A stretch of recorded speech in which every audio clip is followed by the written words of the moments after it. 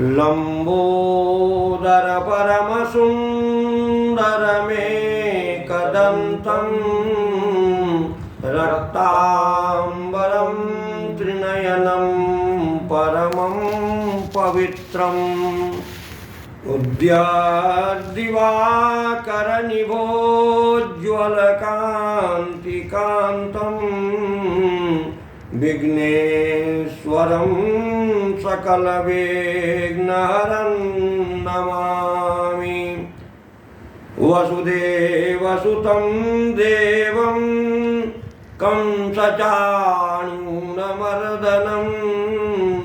देवकी परमानन्दं कृष्णं वन्दे जगद्गुरुम्।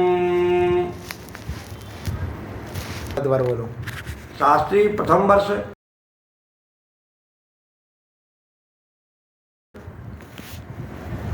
प्रथम सेमेस्टर के प्रथम प्रश्न पत्र में याज्ञवल्क्य शिक्षा पाठ्यक्रम में निर्धारित है।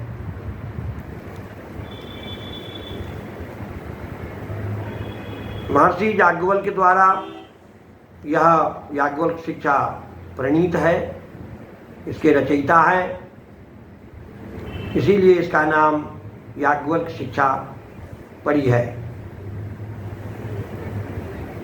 अब हम कुछ शिक्षा ग्रंथ की चर्चा करते हैं।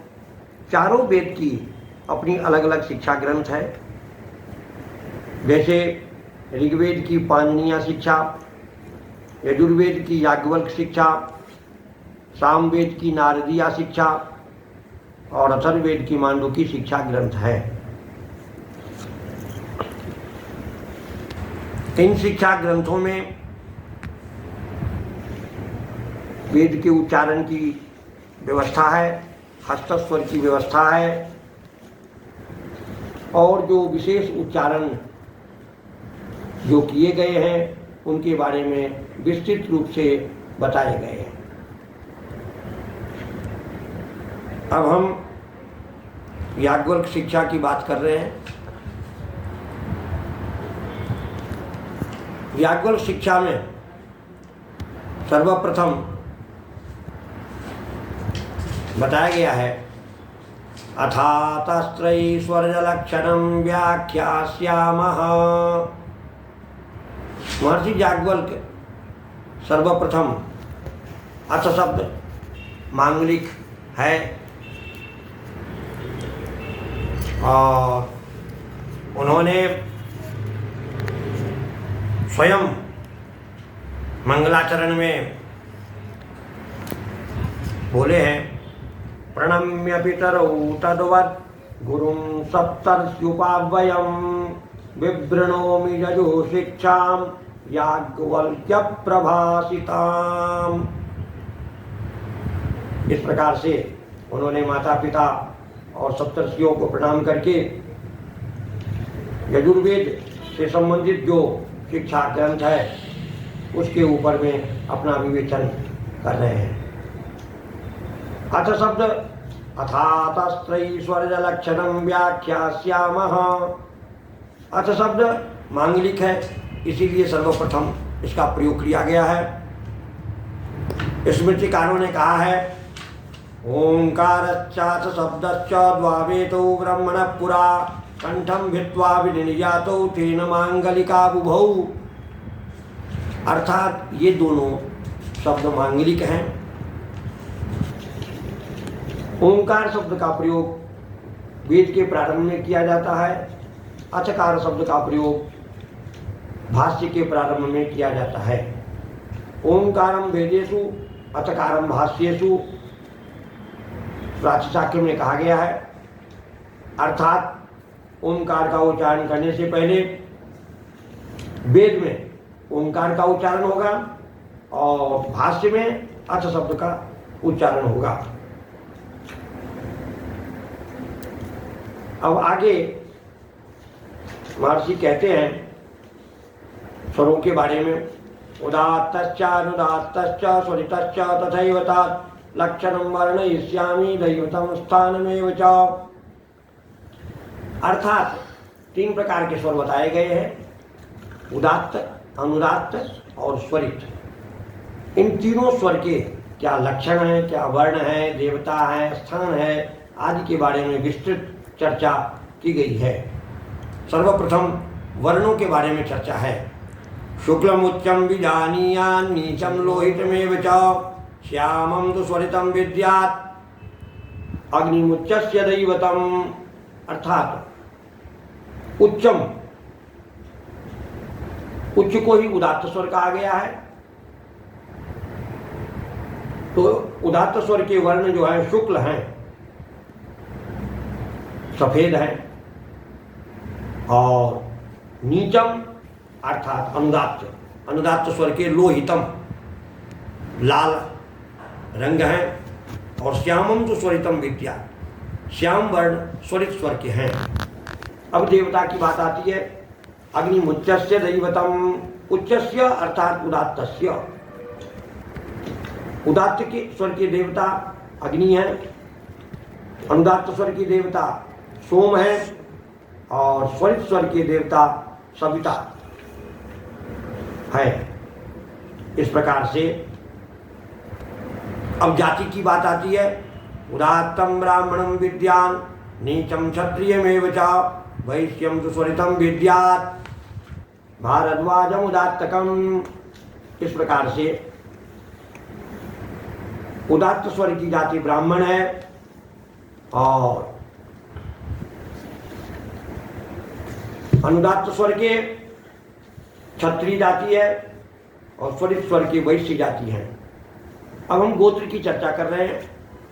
भारद्वाजम उदात्तकम, उदात्त स्वर के ऋषि गोत्र भारद्वाज हैं, और अनुदात्त के नीचम गौतम मित्याहुर गार्ग्यम च स्वरितम विदुः।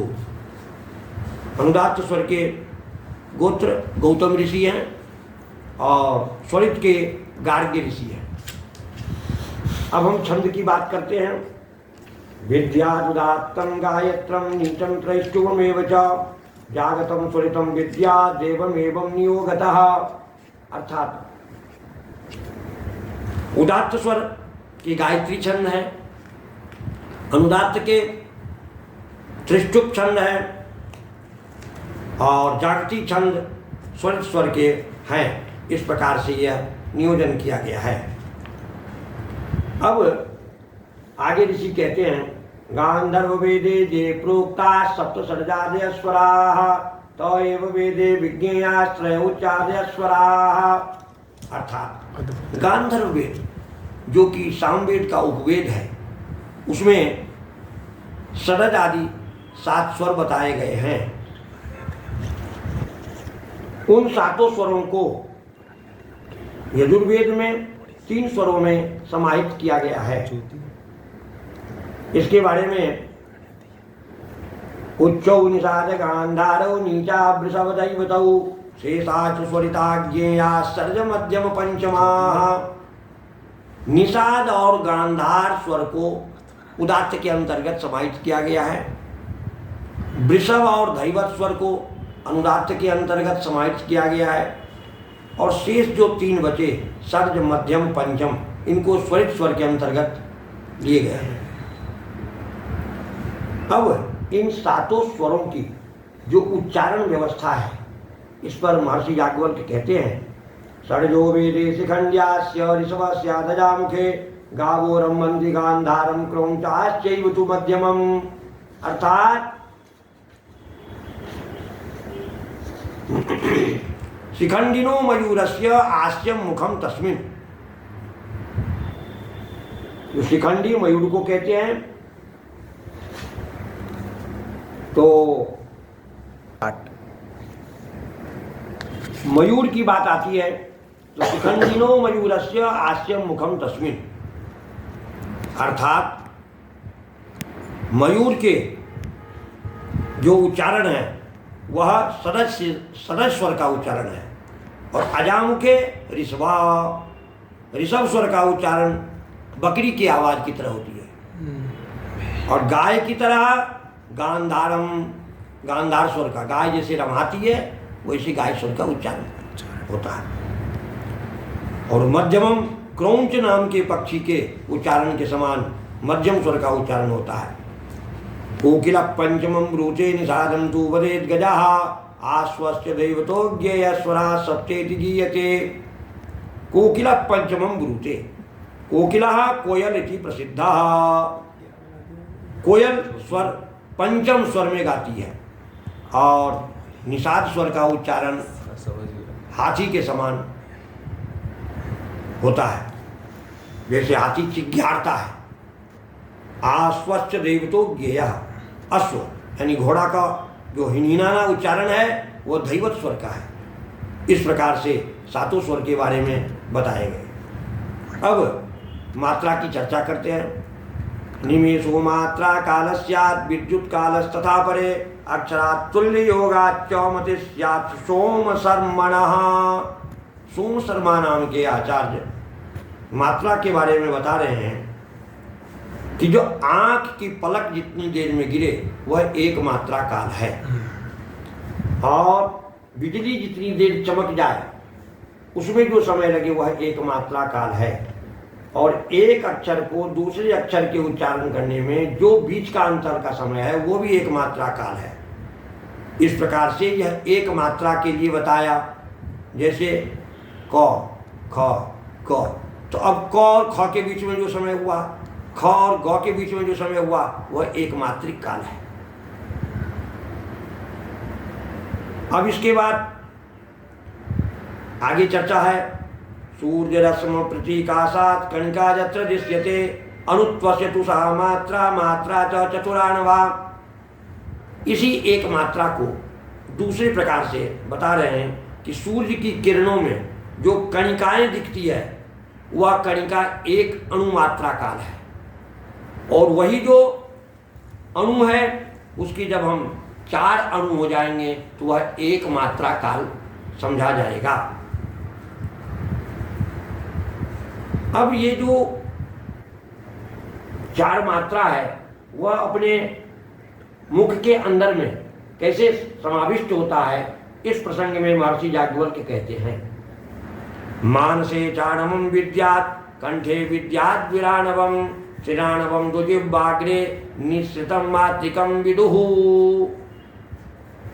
क्या है कि मान से चाणवम विद्या, जो मन में आती है वह पहले एक मात्रा हो गई, और विराणवम जो दूसरा अणु है वह कंठ में आई, और त्रिराणवम जो जिह्वाग्रे जीव के आगे भाग में तीसरा अणु हो गया, निश्चितम मात्रिकम विदुः, और जब उसके बाद जो उच्चारण प्रस्फुटित होता है वह एक मात्रा काल होता है। तो एक मात्रा में ये चारों प्रक्रियाएं हो जाती है। इस प्रकार से ऋषि लोग इसको परा, पश्यंती, मध्यमा और बैखरी भी कहते हैं। तो परा क्या हुआ? एकाणवा। पश्यंती क्या हुआ? द्वयाणवा। मध्यमा त्रियाणवा और बैखरी चतुराणवा। इस प्रकार से यह उच्चारण की व्यवस्था है। अब आगे अवग्रहेतु कालस्यादर्धमात्रात्मको ईशा पदयोरंतरे काल एक मात्रा विधीयते। अवग्रह, अवग्रह क्या है? अवग्रहो नाम पद पाठ काले समस्ता समस्तस्य पदस्य प्रकृति प्रादर्शनार्थम यो विच्छेदा। अर्थात जो अर्धाकार अ का चिन्ह जो है एस की तरह वह अवग्रह कहलाता है। तो जब कभी मंत्र में होगा तो इस समय हम आधी मात्रा खा जाएंगे, रुकेंगे।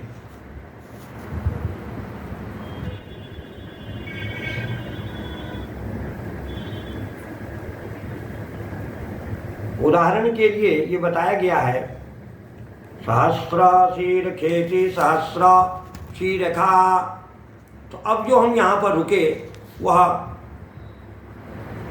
अर्धमात्रा का विराम हुआ, और एक जब पद, पदयो अंतरे काल, जब एक पद होगा तो उस समय हम एक मात्रा रुकेंगे।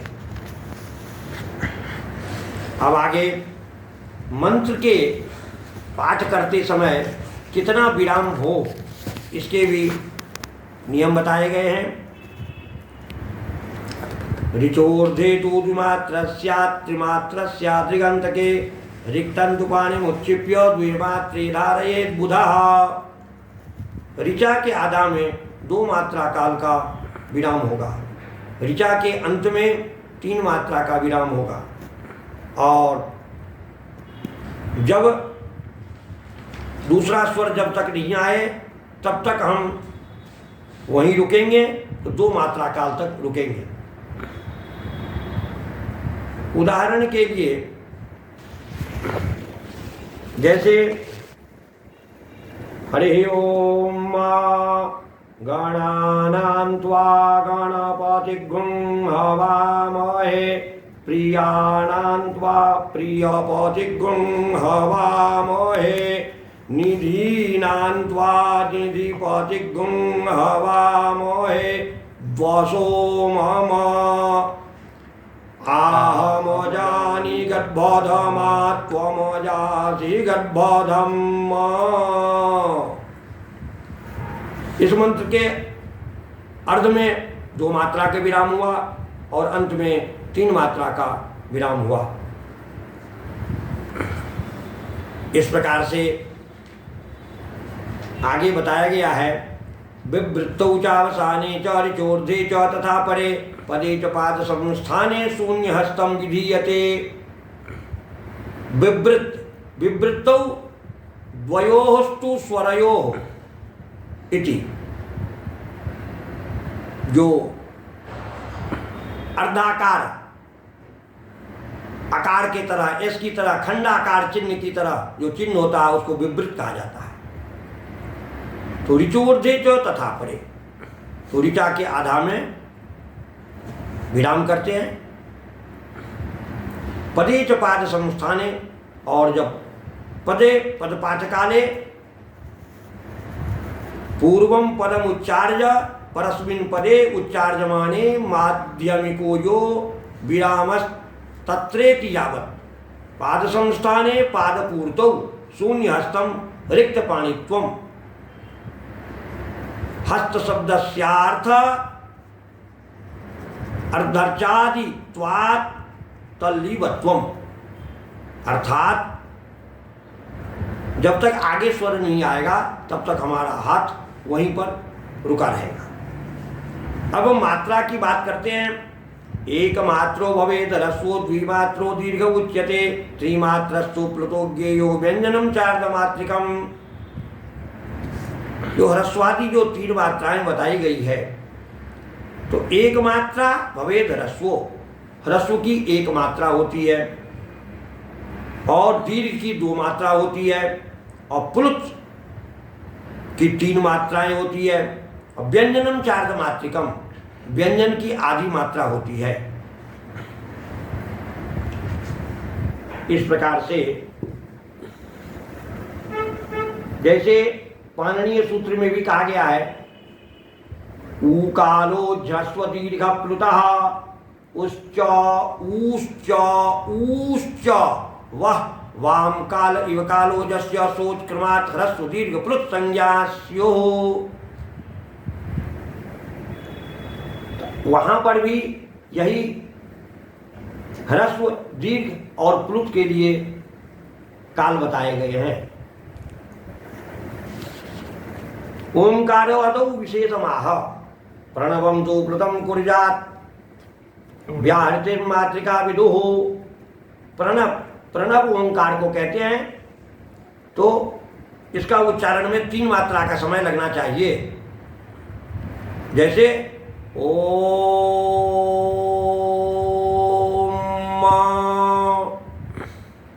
और व्याहृति, ये व्याहृतियां 3 है, भूर्भुवः स्वः।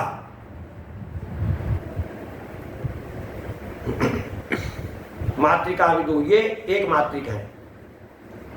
अब इसके बाद 2 मात्रा और 3 मात्रा के उच्चारण में कितना समय लगे, इस पर आचार्य कहते हैं चासस्तु वदते मात्रां द्विमात्रं वायसो ब्रवीत् शिखी वदति त्रिमात्रं मात्राणामिति संस्थितिः।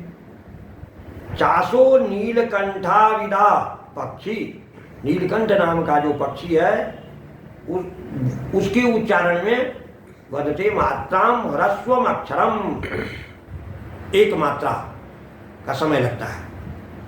और द्विमात्रम वायसो ब्रवीत्, कौवा जो है वह 2 मात्रा उच्चारण करता है, काव काव कौवा कौवा।